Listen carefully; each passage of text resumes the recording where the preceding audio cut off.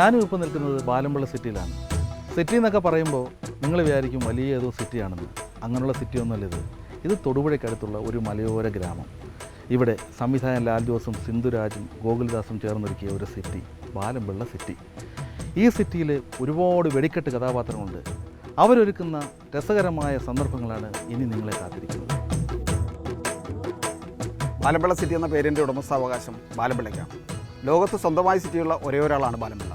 19 വർഷം മുമ്പ് ഭാര്യയായിട്ട് ഈ ഗ്രാമത്തിൽ വന്ന് ബസ് ഇറങ്ങുമ്പോൾ ഒരു ചായ കുടിക്കാനായിട്ട് ബാലമ്പിള്ളയും ഭാര്യയും തെക്കും വടക്കും നടന്നു. അവസാനം കൃഷി ചെയ്യാൻ വന്ന ബാലമ്പിള്ള അവിടെ ഒരു ചായക്കട തുടങ്ങാൻ തീരുമാനിച്ചു. അങ്ങനെയാണ് ബാലമ്പിള്ള ടീ സ്റ്റാൾ ഉണ്ടാകുന്നത്. അന്ന് ഈ ഗ്രാമത്തിലെ ഏറ്റവും വലിയ കള്ളുകുടിയനും വാറ്റുകാരനുമായിരുന്നു പൂക്കുല വർക്കി എൽസമ്മയുടെ അപ്പനാണ്. കള്ളുകുടിയുടെ ദിവ്യമുഹൂർത്തങ്ങളിൽ ഉണ്ടായ അതീന്ദ്രിയ ജ്ഞാനങ്ങളിൽ നിന്നും വർക്കിക്കൊരു കാര്യം മനസ്സിലായി: ഈ ഗ്രാമം ഒരിക്കലും ഒരു സിറ്റിയാവില്ല.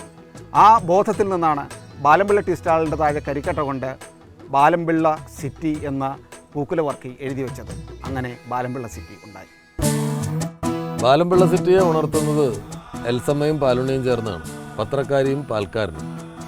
അവർക്ക് പുറമെ ബാലമ്പിള്ള സിറ്റിയിൽ വേറെ ഒരുപാട് മനുഷ്യരുണ്ട്. ചായക്കടക്കാരൻ Balampilla, broker Manavalan Thomachan, panchayat member Ramanan, shop contractor Karippally Soonan, Kunnel Pappan, എൽസമ്മയുടെ അമ്മ മറിയ, എൽസമ്മയുടെ സഹോദരിമാർ. സ്നേഹിച്ചും കലഹിച്ചും കൊണ്ടും കൊടുത്തും കഴിയുന്ന ഈ മനുഷ്യരുടെ ഇടയിലേക്ക് പുതിയ 2 ആളുകൾ വന്നിറങ്ങുകയാണ്. അവരെ പിന്തുടർന്ന് വേറെ 3 പേർ.